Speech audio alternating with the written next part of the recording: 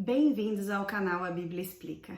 Nós iremos hoje abordar a profecia do capítulo 11 de Daniel. Se você ainda não viu os vídeos anteriores, por favor, o faça primeiro, porque as profecias se complementam e aí vai ficar difícil entender esse capítulo sem a base dos capítulos anteriores. Nós vamos estudar o capítulo 11 de Daniel, mas ele está seguido do capítulo 10, então eu vou ler os últimos dois versos do capítulo 10, o verso 20 e 21, e daí o verso 1 e 2, ok? Pegue sua Bíblia, acompanhe comigo. Então ele me disse: Você sabe por que vim? Tenho que voltar para lutar contra o príncipe da Pérsia. E logo que eu for, chegará o príncipe da Grécia. Mas antes lhe revelarei o que está escrito no livro da verdade. E nessa luta ninguém me ajuda contra ele, senão Miguel, o príncipe de vocês. Sendo que no primeiro ano de Dario, rei dos Medos, ajudei-o e lhe dei apoio. Agora, pois, vou dar-lhes a conhecer a verdade. Outros 3 reis aparecerão na Pérsia e depois virá um 4º rei, que será bem mais rico do que os anteriores. Depois de conquistar o poder com sua riqueza, instigará todos contra o reino da Grécia. Bom, aqui nós estamos falando de Gabriel, o anjo Gabriel, que veio no primeiro ano do reinado de Dario, que foi 538 a.C., ele era da parte dos Medos e ele fortaleceu o rei Dario, diz a Bíblia. E depois da morte de Dario, o que aconteceu? Exatamente o que a profecia previa. Depois de 2 anos da queda da Babilônia, Ciro, ele foi o próximo que sucedeu no trono. E depois dele, 3 outros reis surgiram na Pérsia depois de Ciro. Esses 3 que estão aqui no verso 2. 3 outros reis surgiram na Pérsia depois de Ciro e o 4º seria acumulado de grande riqueza.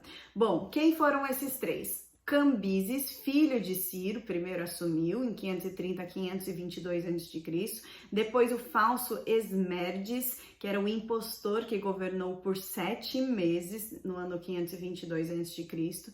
Depois surgiu Dario I, conhecido por Dario o Grande, de 522 a 486, e foi ele que inclusive deu o decreto para a reconstrução do Templo de Jerusalém.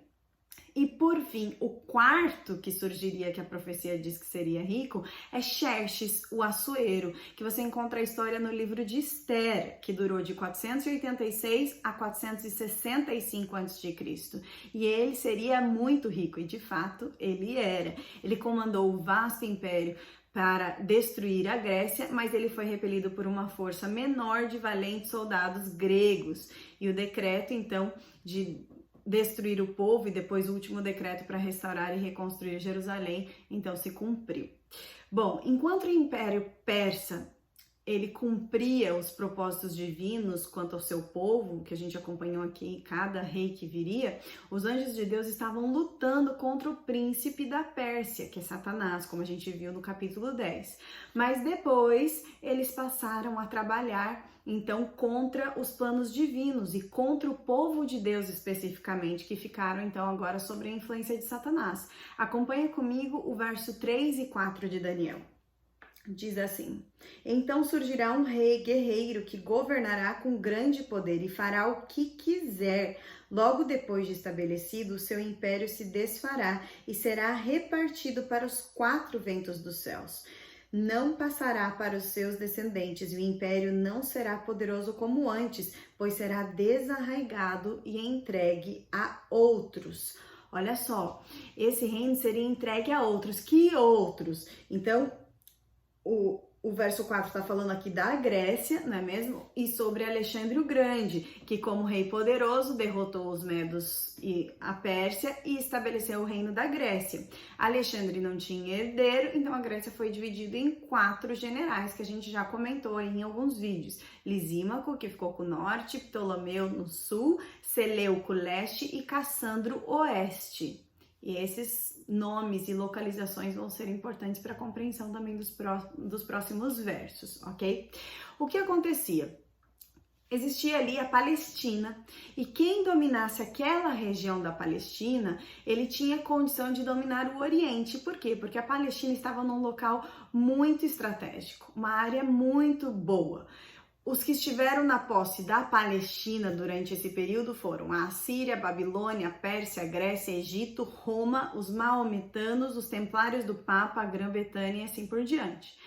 Os ataques, então, para a Palestina, a área dali, elas vinham do norte ou do sul. Por quê? Porque ao ocidente, que é o oeste, estava o Mediterrâneo, e ao oriente, que era o leste, estava o deserto arábico. Então estava protegida ali a Palestina. Então era fácil de guerrear, por isso que era uma região muito estratégica. E Deus, no seu infinito plano, estabeleceu que o seu povo ficasse nesse lugar estratégico. Então Jerusalém seria a capital desse reino. Esse era o plano de Deus. Mas, por óbvio, as forças do mal estariam então tentando impedir isso, e por isso até hoje tem tantas guerras nessa região.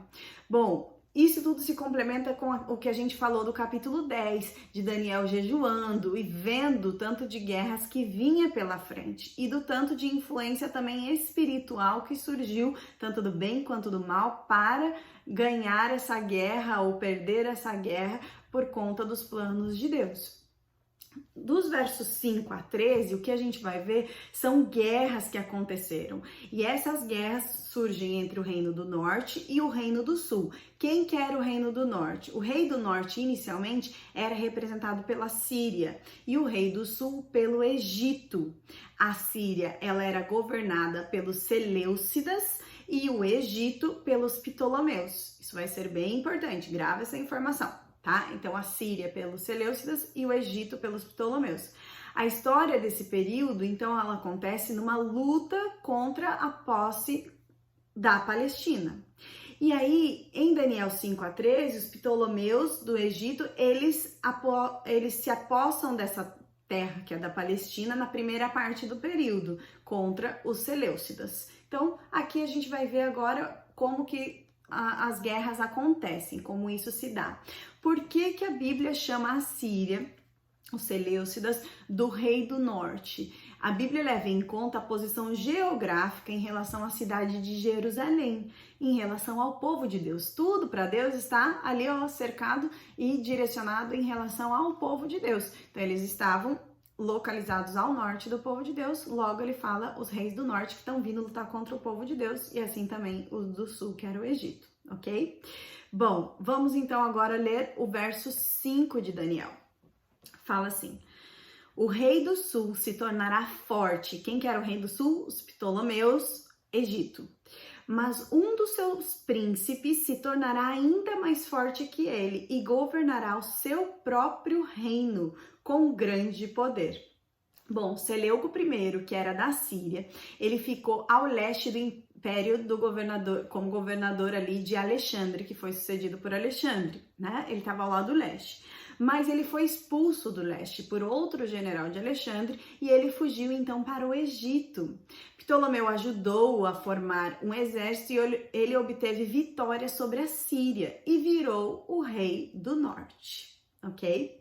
Verso 6. Depois de alguns anos, eles, e aqui está falando de Antíoco II da Síria e Ptolomeu II do Egito, se tornarão aliados. Guarda essa frase. A filha do rei do sul trará um tratado contra o rei do norte, mas ela não manterá o seu poder, nem ele conservará o dele. Naqueles dias ela será entregue à morte com sua escolta real e com seu pai e com aquele que a apoiou. Bom, para a gente pode ser muita informação, mas o importante é o cumprimento profético de tudo isso. Ele fala de uma aliança, ele fala de uma filha do rei do sul fazendo um tratado com o rei do norte, mas que não manteria o seu poder. Então, o que aconteceu? Antíoco II, que era Teos, o neto de Seleuco I, ele se casou com Berenice, que era a filha do rei do sul, ok? Então, exatamente, se cumprindo aqui o casamento, né, e o tratado com entre rei do sul e rei do norte, que era Ptolomeu II. Então, só que mesmo assim a Bíblia fala que não manteria o seu poder, e assim o foi. Quando Ptolomeu II morreu, a sua filha Berenice, ela foi repudiada por Antíoco II. Então, mesmo que ele tivesse casado para fazer essa aliança, ele repudiou ela, e ele voltou com a sua primeira esposa, que era Laodice, que foi quem, inclusive, o envenenou, e o trono foi para o seu filho Seleuco Calínico. Ela envenenou ele, e por isso que o verso 6 termina dizendo que ele será entregue à morte. Mesmo que aquele tratado inicial não desse certo, depois ele iria morrer. E foi exatamente isso que se concretizou, profecia cumprida. Agora no verso 7 a 9, a gente vê as vitórias do rei do sul contra o rei do norte, tá? O irmão da Berenice foi o sucessor no trono do Egito, tá? Então vamos ler o verso 7. Alguém da linhagem dela se levantará para tomar-lhe o lugar. Ptolomeu III, que era do Egito, fala aqui que ele atacará as forças do rei do norte, que era Antíoco II, Síria. E ele invadirá sua fortaleza, lutará contra elas e será vitorioso. Aqui tá falando quem que ia ganhar nessa guerra, pelo menos nesta guerra agora, após tudo isso acontecer, não é mesmo? Ele atacaria as forças do rei do norte, né? Lutaria contra ela e seria vitorioso. O que aconteceu na história? Seleuco II da Síria, instigado pela sua mãe, Laodice, aquela que envenenou lá o marido antes, né? Mandou matar Berenice, seu filho, que era a antiga mulher, lembra? Aquela que foi repudiada. Mandou matar ela e seu filho, que seria o sucessor da Síria. Ptolomeu III, que era o nome dele, Energetes, ele invadiu a Síria para tentar salvar sua irmã Berenice, mas ele não conseguiu. Mas ele avançou por toda a Síria e cruzou o Eufrates e conquistou a Síria. Então ele foi sucedido, como o verso dizia. Verso 8. E também tomará os deuses deles, as suas imagens de metal e os seus utensílios valiosos de prata e de ouro e os levará para o Egito. Por alguns anos ele deixará o rei do norte em paz. Olha só, aqui tem duas informações sobre os deuses que ele pegaria e que ele deixaria em paz. Bom, Ptolomeu III, que se chamava Energetes, ele voltou para o Egito e sabe o que ele fez? Ele capturou 2.500 imagens de ouro e prata. E o verso fala que ele ia lá para tomar os deuses deles. E ele foi, 2.500 imagens. E isso é história e a gente sabe que se cumpriu conforme a profecia. E depois ele deixaria o rei do norte um pouco em paz. Então, ficou um pouco de paz por um tempo. Porém, verso 9 fala assim: então o rei do norte invadirá as terras do rei do sul, mas terá que se retirar para a sua própria terra. Então, o novo rei do norte, que era Seleuco II da Síria, né? O que aconteceria? O Seleuco II tentou invadir o Egito, mas ele foi derrotado e ele teve que retornar para Antioquia, teve que retornar para a sua própria terra. Gente, são muitos detalhes, mas o importante é cumprimento certinho das profecias.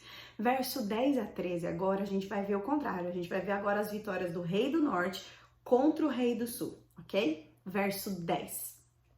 Seus filhos. Quem eram os filhos? Os dois filhos de Seleuco II, que era Seleuco III, que era da Síria, que foi assassinado após um curto reinado, ele durou de 225 a 223 a.C., e o segundo filho, Antíoco III, o Grande, que era do Egito, de 223 a 187 a.C. Aí o verso continua, então esses filhos se prepararão para a guerra e reunirão um grande exército que avançará como uma inundação irresistível e levará os combatentes até a fortaleza do rei do sul, que era o Egito. Então eles reuniriam um grande exército, esses dois filhos, para combater o rei do sul, que era o Egito. Então aqui está falando dos filhos de Seleuco, que tinham por objetivo restituir o seu reino, e eles fizeram isso. Como? Vamos continuar lendo as informações do verso 11. Em face disso, o rei do sul, que era Ptolomeu IV do Egito, marchará furioso para combater o rei do norte, que era o Antíoco III da Síria, que o enfrentará com um enorme exército, mas mesmo assim ele será derrotado. O que acontece aqui? Antíoco III reuniu um grande exército para atacar o Ptolomeu, mas o Ptolomeu reuniu um exército ainda maior e derrotou então Antíoco na Batalha de Ráfia em 217 a.C. Então eles formaram um exército gigantesco, mas os outros vieram, formaram um maior ainda e conseguiram derrotar, assim como a profecia dizia que eles conseguiriam, ok? Verso 12 e verso 13 eu vou ler. Quando o exército for vencido, o rei do sul se encherá de orgulho e matará milhares, mas o seu triunfo será breve.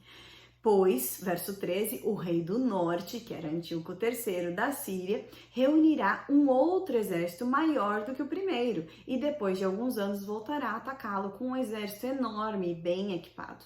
Ptolomeu IV, então, ele foi sucedido após a sua morte pelo seu filho, que era o Ptolomeu V, que se chamava Epifânio. Antíoco III dirigiu-se contra a Palestina e tirou o domínio egípcio em 198 a.C. Então, as derrotas, de cada um, ora o rei do norte resistindo ao rei do sul e vice-versa, foram aqui tratadas nesses versos. Deus contou esses detalhes da profecia 300 anos antes de tudo acontecer, onde não se sabia sequer que existiriam essas guerras, mas Deus é fiel e conhecedor de todo o futuro e de toda a história da humanidade. Por isso, nós vamos parar aqui. Nos próximos vídeos nós iremos continuar a partir do verso 14, que chega a minha parte principal, a minha parte favorita. Se você gostou desse vídeo, curta, compartilhe e se inscreva nos outros canais também. Além desse, se você fala inglês ou tem alguém, tem o canal da Bible Explains e também tem em espanhol, A Bíblia Explica. Que Deus te abençoe e que você tenha sabedoria para entender as profecias. Tchau, tchau!